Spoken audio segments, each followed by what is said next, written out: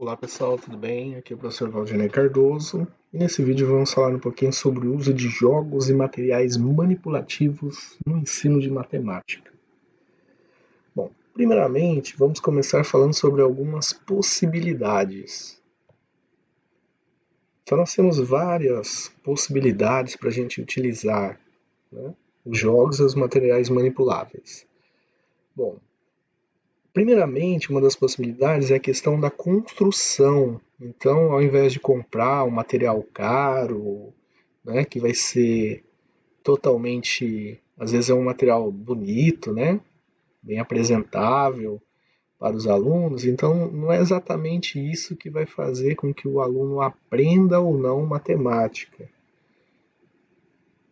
Então, a questão da construção do material muitas vezes é mais importante até do que o próprio material. Então, sempre que possível, né, se tiver a possibilidade de construir o material junto com o aluno, é um momento rico de aprendizagem, esse processo de construção.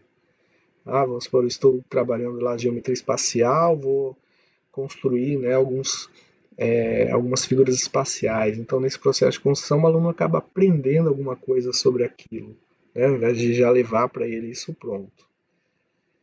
Outra possibilidade é a questão de integrar o material na metodologia de ensino adotada, né? Então, levar esse material, né, para que ele faça parte da metodologia utilizada, não como algo a mais ou algo para fazer um lazer, digamos assim, né?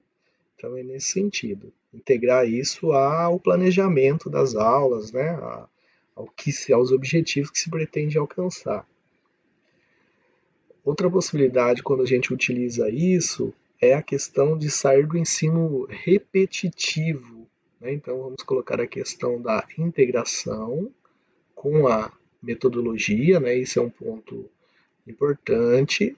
A questão do ensino repetitivo, né? Então, quando você utiliza jogos e materiais manipuláveis, é uma chance de você sair desse ensino sem significado, né, e desenvolver a criatividade e a autonomia do aluno, né? Então isso acaba, você elimina esse ensino repetitivo, né, e trabalha a criatividade, a autonomia, que são características fundamentais nos dias de hoje, né?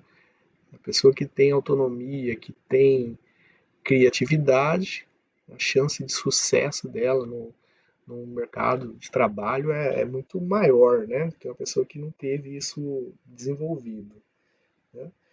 E os jogos, eles são muito bem vistos pela sociedade em geral. E o professor ele pode se aproveitar, né, desse status, né, que os jogos têm na sociedade em geral e usar isso para ensinar matemática, né, em atividades planejadas. Então a ideia do jogo é que não tenha somente o jogo pelo jogo, né? Então o jogo em atividades planejadas, onde ele vai ser um material que vai subsidiar o desenvolvimento dessas atividades. Então isso é bastante importante. Em relação ao ato de jogar, ele faz com que o estudante ele desenvolva estratégias para ter sucesso no jogo e ao mesmo tempo aprender, né? Então essa questão das estratégias são muito importantes, né? De como desenvolver estratégias, novos raciocínios, formas, né, de resolver alguns problemas, né?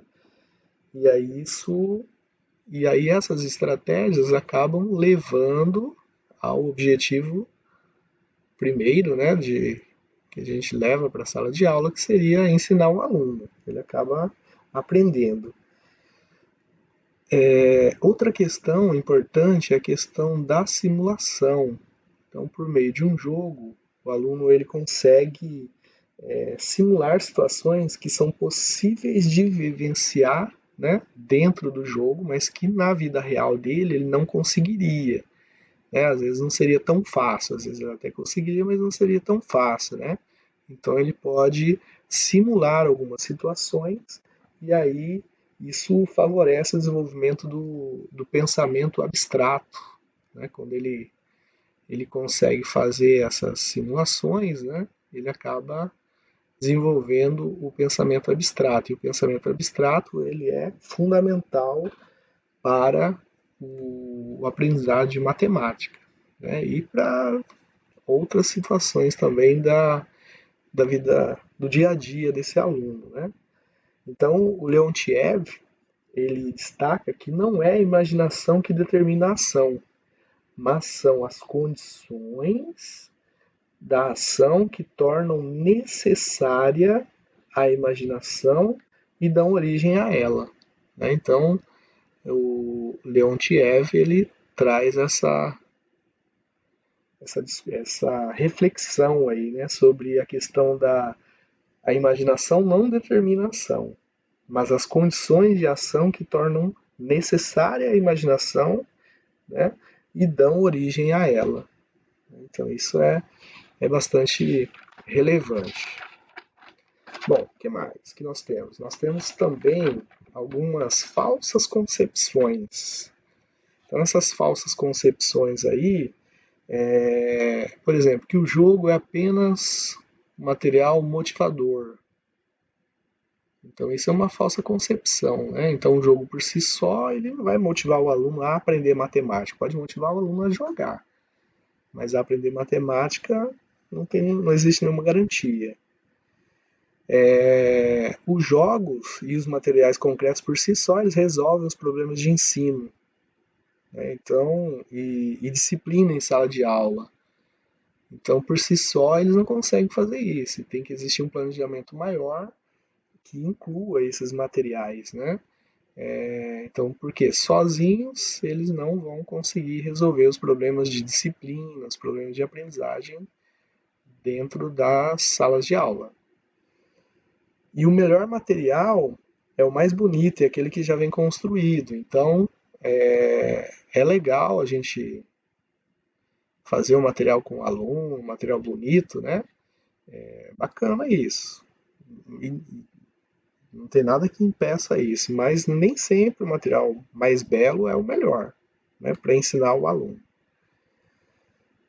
Outra falsa concepção é que concreto é aquilo que se pode pegar e manipular, né? Então, nem sempre, por exemplo, hoje nós temos muitas situações aí onde o concreto ele pode ser, por exemplo, alguma coisa dentro de um jogo de computador, né, um jogo digital. Então, nem sempre o concreto é aquilo que se pode pegar e manipular, né? Então, tem essa. O concreto pode ser virtual também, né? Então, isso é uma coisa interessante. Bom, os documentos oficiais eles recomendam, em relação aos jogos, que tipo de jogos, eles recomendam jogos de estratégia. Então, de um modo geral, né, aqueles jogos de estratégia são aqueles que desenvolvem pensamento abstrato, diferentes soluções para um determinado problema, né? Então, os documentos oficiais de muitos estados, documentos federais do Brasil, né, eles destacam, né, de um modo bastante resumido, né, que nós estamos colocando aqui, que os jogos de estratégia seriam um bom caminho para levar esses jogos para o ensino de matemática. E segundo Vygotsky, pelo jogo a criança vivencia situações que não teria condições de vivenciar na sua vida real. E isso faz com que ele desenvolva o seu sistema cognitivo para começar a agir independentemente daquilo que vivencia, né? Então reforça aquilo que nós já tínhamos comentado. E pelo jogo, os estudantes elaboram estratégias, previsões, exceções e análise de possibilidades acerca da situação em jogo, desenvolvendo a abstração, né? Então, novamente, vem essa questão da abstração e o jogo, né? Então, é bom destacar esse ponto aí. Além disso, o jogo ele favorece o desenvolvimento da zona de desenvolvimento proximal, famosa ZDP, né? Por quê? Porque o jogador observa o adversário né? Vamos supor que tem um adversário que tem mais experiência que ele em um determinado jogo. E o jogador ele vai observar o adversário e vai tentar se igualar a esse adversário e superá-lo. Então, são pontos aí bastante importantes. Bom, entre as vantagens do jogo, né? Nós já falamos algumas características aí, mas algumas vantagens, a questão da ressignificação do conceito, né, ou da situação vivenciada, né, ou do contexto vivenciado, então isso é uma coisa bastante importante. A questão do cálculo mental, então ajuda, né, o aluno muitas vezes ele vai jogar, ele precisa desenvolver alguns raciocínios lá que ele não tem, por exemplo, papel para anotar. Então isso é importante, né? Esse pesquisador, o Sr. Parra, ele traz essa questão da importância do jogo para desenvolvimento do cálculo mental. E também as atitudes desenvolvidas durante o jogo podem ser utilizadas em sala de aula, né? Então, muitas vezes, algumas estratégias, né, que os alunos utilizam para determinados conceitos que você está trabalhando por meio do jogo, elas podem ser utilizadas em sala de aula. Bom, e as desvantagens? Lógico que os jogos, os materiais manipulativos, eles não têm somente vantagens, né? Uma das desvantagens é usar o jogo como passatempo, apenas como passatempo. Então isso seria uma desvantagem de levar o jogo, né? O aluno não saber por que joga, então ele está jogando lá um determinado jogo, mas por que ele está jogando aquilo? O que, que o professor espera que ele aprenda? Isso é importante. A questão de uma desvantagem é obrigar o aluno, às vezes o aluno não quer jogar, e aí o professor acaba muitas vezes impondo que ele tem que jogar, então seria uma desvantagem de levar o jogo. Às vezes não é um jogo atrativo, e aí se o aluno ele não quer jogar, o ideal é que a gente tente pensar num plano B aí, né, para o aluno, e não que force este aluno a jogar.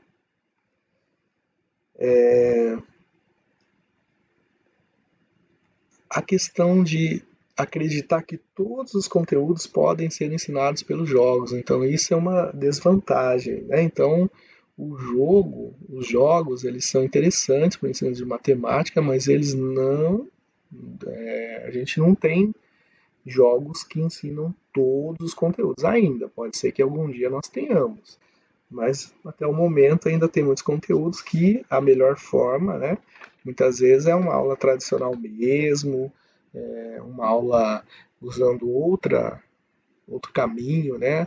Outra possibilidade metodológica, né? Então a gente tem essas outras possibilidades. Bom, em relação ao papel do professor, quando a gente trabalha com jogos materiais manipulativos, qual que é o papel? A questão de incentivar o aluno, né?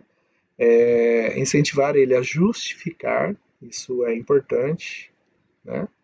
Então, por que, que eu estou fazendo determinado procedimento? Então, é interessante o professor ir trabalhando isso, né? Perguntar ao aluno sobre decisões, né, no sentido de fazer eles os fazerem refletir sobre determinadas ações e garantir o professor também serve como uma espécie de juiz, né? A questão de se o aluno estão cumprindo as regras, né? Se eles estão compreendendo as regras, né? Então do jogo, isso também é bastante importante. Em relação aos materiais manipulativos, nós podemos destacar que com os materiais manipulativos a gente pode explorar de uma maior exploração das coisas do mundo, as coisas do dia a dia do aluno, né? Maior possibilidade de aumentar a capacidade de relacionar fatos e ideias e tirar conclusões, né? Então, isso também são vantagens dos materiais manipuláveis, né? O que, que seriam, né, os materiais manipuláveis? Então, existem diferentes autores que definem, né, o que, que eles entendem por materiais manipuláveis. De um modo geral, um material manipulável seria qualquer objeto concreto que incorpora conceitos e apela a diferentes sentidos, podendo ser tocado, movido, né, rearranjado e manipulado. Né? Então, isso é uma ideia do que seria materiais concretos. Outros autores definem, por exemplo, que são objetos usados pelos alunos que lhes permite aprender ativamente determinados conceitos. Né? Então, essa última definição aí nós temos aí no trabalho do Jacobs,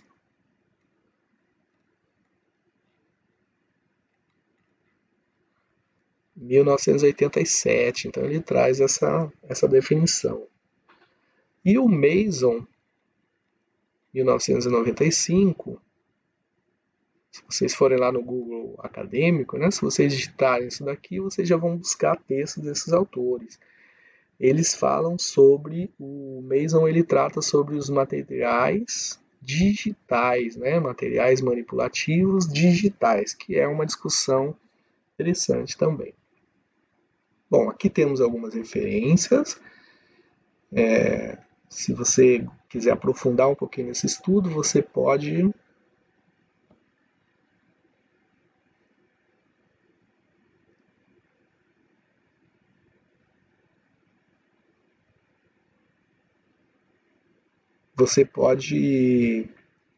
buscar esses materiais, né? Que isso vai ajudar vocês aí a se aprofundar mais nessas discussões, que o nosso vídeo é apenas um resumo, mesmo, uma ideia geral, né?